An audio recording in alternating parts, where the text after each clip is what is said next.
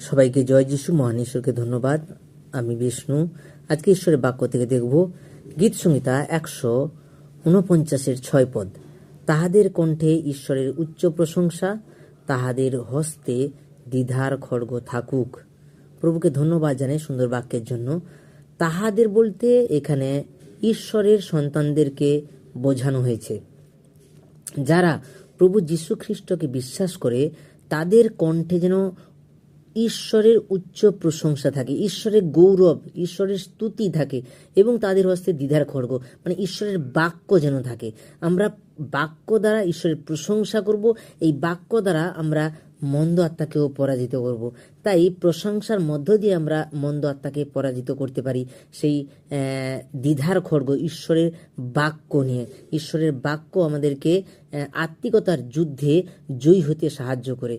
ধন্যবাদ প্রভুকে। সবাইকে জয় যিশু। আমেন।